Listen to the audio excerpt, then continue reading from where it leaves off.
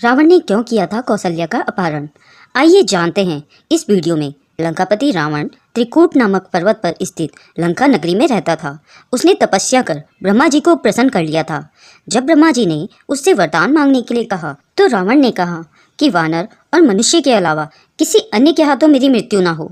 इसलिए उसने मनुष्यों और वानरों को छोड़कर किसी अन्य के हाथों ना मरने का वरदान ब्रह्मा जी से मांग लिया था। आनंद रामायण में उल्लेख आता है कि रावण को ब्रह्मा जी ने बताया था कि दशरथ और कौशल्या का पुत्र ही उसकी मृत्यु का कारण बनेगा। रावण ने अपनी मृत्यु को टालने के लिए दशरथ और कौशल्या के विवाह के दिन ही उसने कौशल्या का अपहरण कर लिया। ब्रह्मा जी ने दशरथ की पत्नी कौशल्या से कहा था कि उनके घर में साक्षात भगवान विष्णु का जन्म होगा। त्रेता युग में कौशल देश में कौशल नाम का एक राजा थे। उनकी पुत्री का नाम कौशल्या था, जो विवाह योग्य हो गई थी। राजा कौशल ने अपनी पुत्री का विवाह अयोध्या के राजा दशरथ के साथ करने का निर्णय लिया। राजा दशरथ को विवाह का प्रस्ताव सुनाने के लिए उन्होंने अपने दूत को राजा दशरथ के पास भेजा। जब वह दशरथ के पास पहुंचा तो वह जल क्रीड़ा कर रहे थे। लगभग उसी समय लंकापति रावण ब्रह्मालोक में ब्रह्मा जी के सामने आदरपूर्वक पूछ रहा था कि मेरी मृत्यु किसके हाथों होगी। रावण की बात सुनकर ब्रह्मा जी ने कहा, दशरथ की पत्नी कौशल्या से साक्षात भगवान विष्णु का जन्म होगा, वही तुम्हारा विनाश करेंगे। ब्रह्मा जी की यह बात सुनकर रावण अपनी सेना के साथ अयोध्या की ओर निकल पड़ा। वहां पहुंचकर उसने युद्ध किया और राजा दशरथ को पराजित कर दिया। लड़ाई सरयू नदी के किनारे हो रही थी और राजा दशरथ नौका में थे। रावण ने नौका को तहस नहस कर दिया।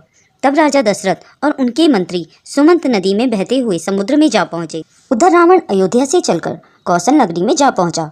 वहां भयानक युद्ध करके उसने राजा कौशल को भी जीत लिया। इसके बाद कौशल्या का अपहरण करके खुश होते हुए आकाश मार्ग से लंका की ओर चल पड़ा। रास्ते में समुद्र में रहने वाली विशाल भेल मछली को देखकर रावण ने सोचा कि सभी देवता मेरे शत्रु हैं, कहीं रूप बदल के वह कौशल्या को लंका से ना ले जाएं, इसलिए कौशल्या को इस मछली को ही क्यों ना सौंप दूं।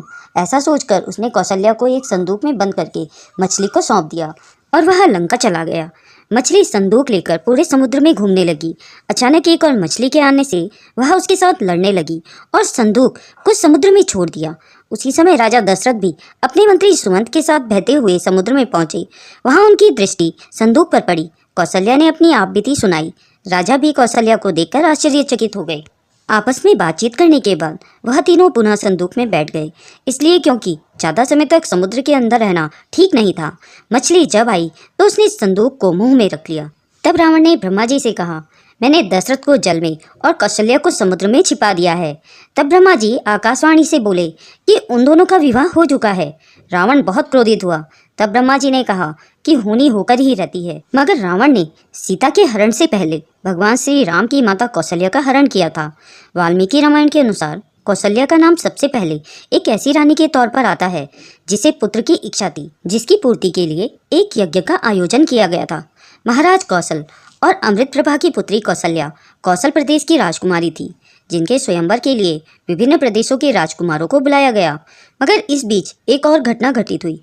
दशरथ और कौशल दोनों दुश्मन थे, मगर इस दुश्मनी को खत्म करने के लिए राजा दशरथ ने कौशल के साथ एक शांति की पहल की। मगर कौशल ने इस पहल को मनाकर युद्ध के लिए दशरथ को आमंत्रित किया, जिसमें कौशल की पराजय हुई।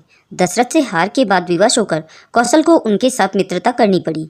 दोनों की दोस्ती जैसे बढ़ने लगी, कौशल ने अपनी पुत्री कौशल्या का विवाह दशरथ के साथ किया। विवाह के बाद दशरथ ने कौशल्या को महारानी की पदवी प्रदान की। आनंद रामायण में ऐसा भी उल्लेख मिलता है कि रावण कौशल्या का अपहरण कर उनको एक डिब्बे में बंद कर एक निर्जन द्वीप पर छोड़ आया था।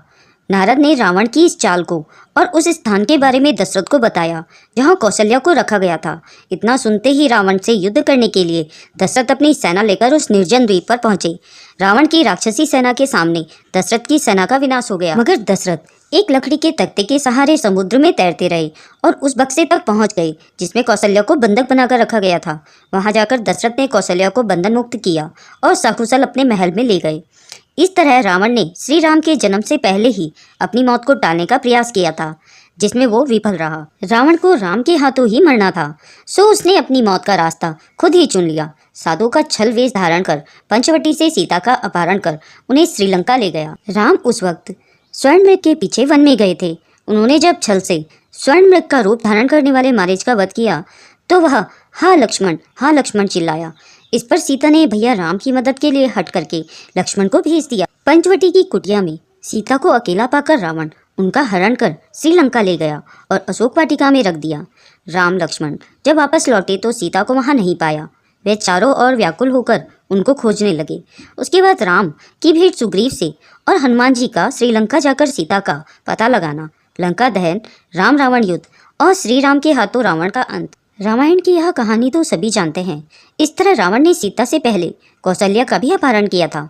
यह अपहरण उस समय हुआ था जब कौशल्या का विवाह राजा दशरथ से होने वाला था। दोस्तों, यह कहानी आपको कैसी लगी कमेंट बॉक्स में ज़रूर बताएं। और अगर यह कहानी आपको अच्छी लगी हो तो इसे अपने दोस्तों में शेयर करें।